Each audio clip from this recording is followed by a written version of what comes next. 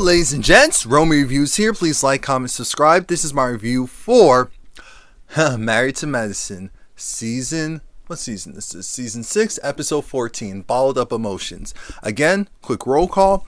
For 2019, I have already committed to doing a video, a minimum of a video a day, which actually is really easy. And also my reviews will be up sooner. Sooner. So instead of it being like the full following day, my goal is within the first 12 hours. But if that's not achieved, it's definitely not going to be like 24 hours later, something ridiculous like that. Just trying to get back into how I used to do things. So let's start this off with, you know how this show starts off. All the women are mothers, well, except for Quad. So we see them either at their jobs or with their families. We see Toya with her kids. We see Quad at her job, and they were talking about how they were just waiting for her to leave her husband. I said, oh, okay. Anyway, but the show really starts off with Dr. Jackie. Dr. Jackie, because this is Atlanta, her current patient is Jessica Dime. Now, if you don't know who Jessica Dime is, you should know about Love and Hip Hop. She's a part of Love and Hip Hop Atlanta. She got on the show because she was originally supposed to be friends with Jocelyn, who came from the strip club, and now she did this really great 180, and I'm happy for her. She's pregnant right now, and we see Dr. Jackie talking about how she's really committed to not having her husband be second fiddle, making sure that she doesn't just put all of her focus on her career and on her patients, that she's going to space it out, that she's not going to just pile on the work. And she seems happy. She seems genuinely happy. It doesn't seem like she's faking it. We see Dr. Simone and Cecil. They go out for lunch or brunch, whatever. They look nice. It looks like a grown, mature couple going out to eat, and they're just talking about how things are going well, how, of course, Cecil is happy that he's back in the main house, so Cecil's happy he's back in the main house. There's going to be an adjustment period, but everything should be okay. Should being the operative word, because we know with this group, this crew, this pair, this duo, there's always something. And the something this time. So Dr. Simone is still upset.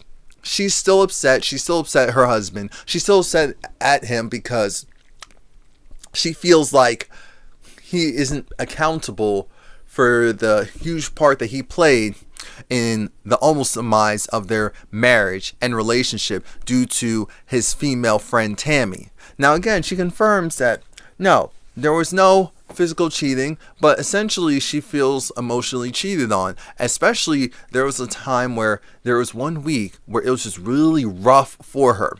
She was dealing with, I guess, stuff with her father and at work, and it was just so rough. She just wanted to come home to her husband, and instead she came home to an empty house, an empty bed, I should say, due to the fact that he decided to go to dinner with Tammy. And I said, oh Lord, that's trash. That's trifling. But here's the thing. Dr. Simone. We hear you. We agree with you. We understand you. What we can't understand is, at some point, the past is supposed to be in the past. At some point. I do agree that if all you're asking is for an apology for how he put her ahead of you when it came to certain things, I understand that, I receive that, and I agree with it. What I don't get, what I don't understand, and what I don't agree with is her essentially piling on, being a dead horse. We all thought that this was taken care of, but apparently she was saying there's still a piece of her that just feels like he went and put the focus on another woman and she just can't get over that. And I feel a certain way because, again, I'm thinking, where's this coming from? He was not prepared for this. He wasn't mentally prepared for this. And that's the thing that I don't like. You're talking about something very serious, but your husband clearly wasn't psychologically prepared for you to kind of go in on him for this. He thought that, it was agreed upon. We were doing well. We're having a nice moment. And he already know how he is. So I know that she was hoping for the best, that he would just do a full 180 himself and react differently, but that wasn't the case. Instead, he just kind of brushes it off, which wasn't the right way to handle it, but I get why he did it, because he was just so confused as to how did conversation go from A to Z, because that's what it felt like.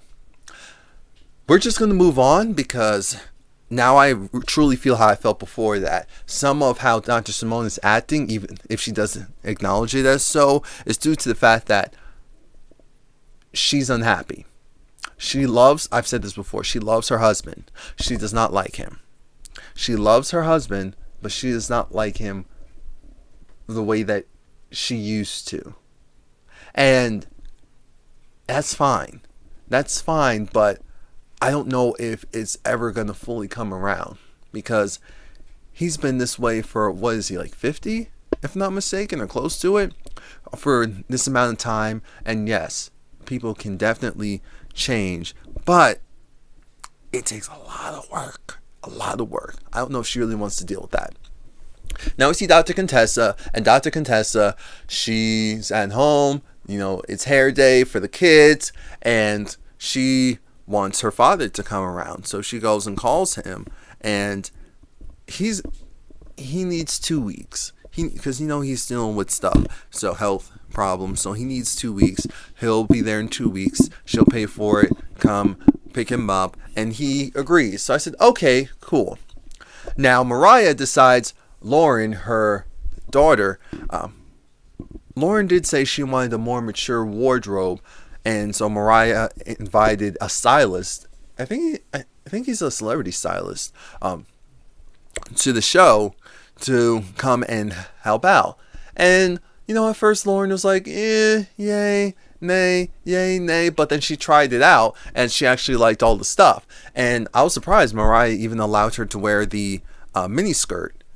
And I said, okay, Lauren, she looks age appropriate and she's still young. She's not like a 13, 14-year-old that looks like an 18-year-old or something crazy like that. So she can get away with that stuff for now. And Mariah realizes she wants to maintain the relationship she has with her daughter. So you give a little, take a little.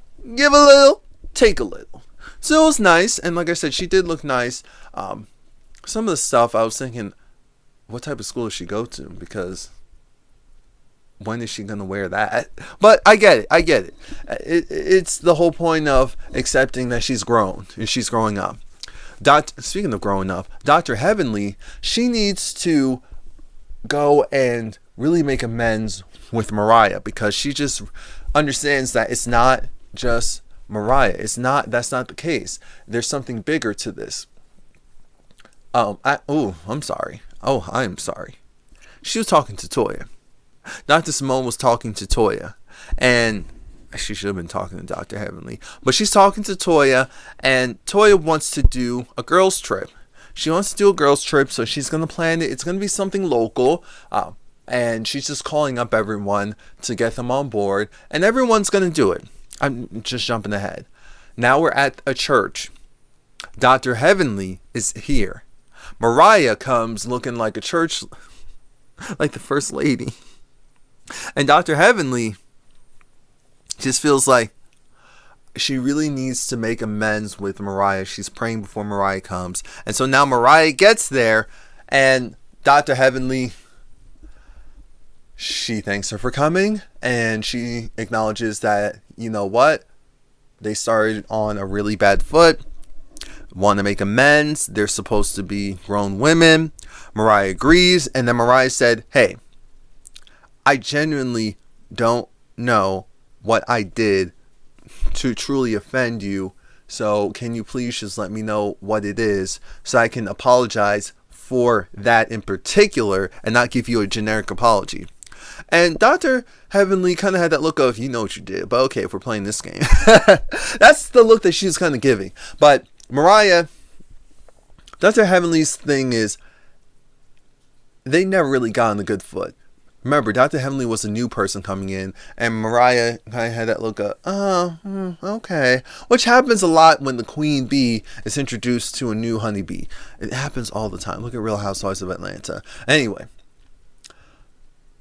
my TV kind of cut out for like a minute or two, so I did miss, 2 minutes of dialogue. But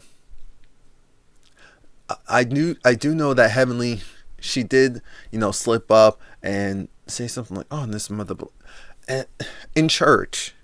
And even though she generally looked embarrassed, I'm still looking at her like, this is ridiculous. We're supposed to be grown. But Heavenly does acknowledge that Mariah reminds her of her sister who she has a bad relationship with. And so it's not necessarily just Mariah. It's just, who she affiliates her with, which is fine. So Mariah says, look, I'm not your sister. Let's just kumbaya. They even joke about, oh, so can I call you? We'll text first. So it was nice for now, even though we know they have a blow up anyway. So that's why I don't care. Let's just get to the reunion. Now, everyone's showing up to Toya's house. She lives in a nice neighborhood, so they're kind of acting a plum fool as far as being loud. And Lay's like, they only allowed us to film here because we weren't going to act up. Be quiet. Quad actually shows up on time. She shows up on time. They said, oh, dang, we would have gotten you broken up a long time ago if that's what it took. I said, that's not what it was. But okay. Contessa was the last one to show up. But now they're having like a do-over for that black. It looked like the same. It honestly looked like the same van. It looked like the same van company that Toya got last year, where every time they go into a vessel, they have a problem. It's just ridiculous. And immediately the alcohol starts flowing. I'm thinking, no! Haven't we learned? Not in this group. So Dr. Simone's irritated because of the argument that she had with her husband. Apparently they argued the car ride home. They also argued the car ride as well as at home. And Dr. Simone kind of brings it up for like 2.5 seconds, but then she moves on. Now we go from that to we go to Toya. Listen to this. Toya feels a certain way because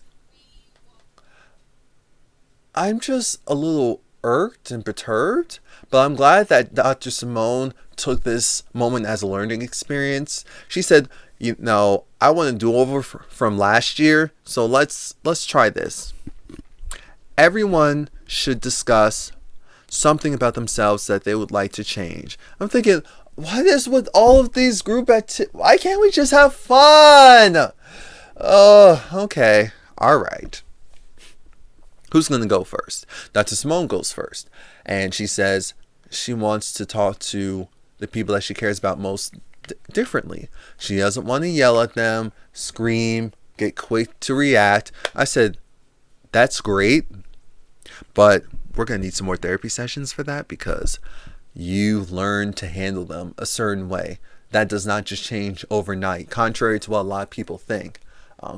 So now we're kind of going around the list, and Quad said that she's going to learn to... What did she say? She was going to learn to take more... Oh, Quad, she was feeling good today. She acknowledged that she's extremely stubborn, and she's going to work on that. And I said, oh, wait a minute. Is this actually working? What is going on here? Then we get to Contessa. Contessa, she was on 1,000. Contessa said that she needs to learn how to meet people where they are and handle them in the moment accordingly. And so then I said, what? What? Contessa, I like you, but what? And then Dr. Simone said, here's the thing, Contessa. We feel like, I said you have this habit of talking behind people's backs and not being direct, and then being upset when X, Y, and Z happens. Case in point, let's talk about Toya. And so then Toya takes over. Contessa, the fact that your husband lied on me and made it sound like I did intentionally. I said, wait, what? First of all, I'm still trying to look at the footage and think, when did he say that?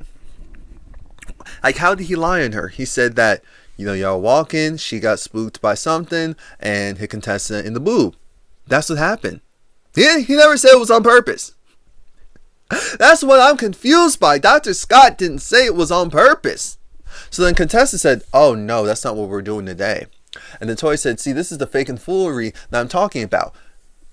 I would never do something like that intentionally. But you want to go and act like, oh, I did. And then you want to go and act like, oh, okay, I believe you when you said you didn't. But that's not true. You don't believe me. I'm thinking, okay, if she doesn't believe you, it's fine. Why are we arguing? It goes left really quickly because Contessa said, I eat people like you for breakfast. So if you want to go, let's go. I'm thinking, Contessa, don't lose that medical license.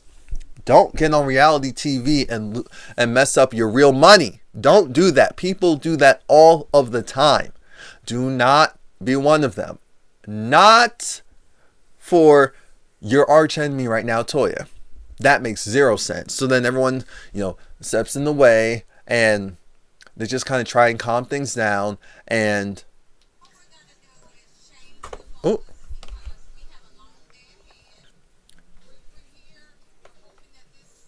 Yeah, that was Dr. Jackie's trying to deflect. She's like, let's just focus on the wine tour. Dr. Simone said, yes, let's change focus. Quad, was it here or at the table where Quad was like, now isn't the time to be acting like this? But anyway, they show up to, I guess, the Frogmore, and it's very nice. Villas is very nice. Very nice. Dr. Jarrett is there as well. Now, again, things take a turn because... So while they're at the vineyard, Contessa, and see, this is the problem. Like I said, I like Contessa. What I don't like is she's one of those people where she has to think about it, really process it, stew it, and then she acts accordingly. And Contessa is not two-faced. That is not the problem. She's a thinker. She's an overanalyzer. And with an overanalyzer on a reality TV show like this, you normally don't do too well. Because what ends up happening is people just look at you and think, oh, well, you talked about this when, it didn't matter anymore. Even though while everyone else is over it, you were still stewing. Because you were still thinking, okay, what am I actually going to say? What does she really mean? What is it? So that's the problem. Because Contessa goes and brings up, you were talking about, Toya was talking about her husband. So one thing she had on her heart, but she's been holding it in. I said, keep it in. Keep it in. But, we need a little bit of something. Just let it out. Let it out. You talk about your husband's weight, but you and your husband are in the same boat. I mean, if we're being honest, both of you have the same BMI.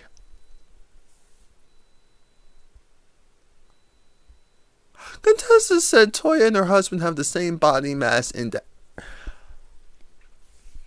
Everyone at the table just had to look up. And Toya, I've never seen Toya quiet after someone talked to her like that. I was surprised. I said, wait, what's going on here? She must have been really hurt by that if she didn't even have a rebuttal. She wasn't expecting. Damn, that was low. That was low. But I'm okay with it because her and Toya aren't in a good place. So, now, Dr. Simone had to tell her, Contessa, you're just egging this situation on. You said he just wanted it to be dead, but you're egging it on. So then Contessa said, okay, all right. And Quad said, that was pretty ugly, but how everything that was happening on the bus, period, was ugly. I didn't like any of it today. So we just need to learn how to communicate better, and we just need to move on from this. I'm thinking that's great, but can we also tell that to Toya? Because Toya said that she's very forgiving, but Toya can also be very petty and hold stuff against others instead of just moving on, even though she says she doesn't do that. So this is a two-way street, and this is not a one-way. This is a two-way street. But I don't like that Contessa immediately says, okay, let's move forward. Let's move forward. No, there's no let's move forward.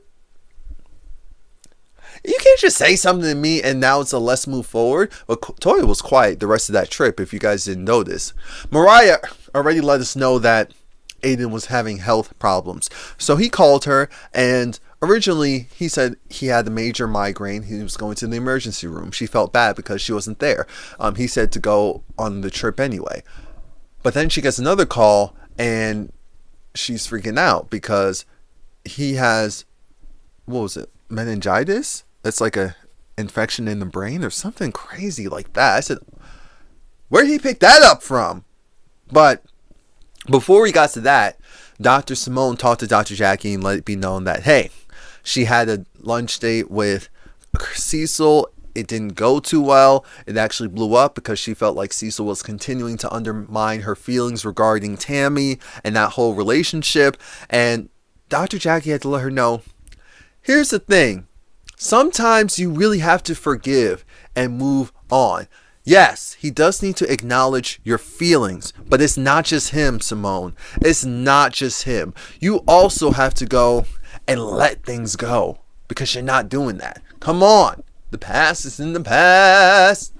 And the episode pretty much ends because, like I said, Mariah let it be known that Aiden was sick. And I love how everyone's like, oh, okay, so we're going. All right, the trip is over. Let's leave. So I appreciate that. And Mariah, she was just happy that everyone was there supporting her. But she was also just saying how she has a lot of respect for the doctors, for the MDs, because,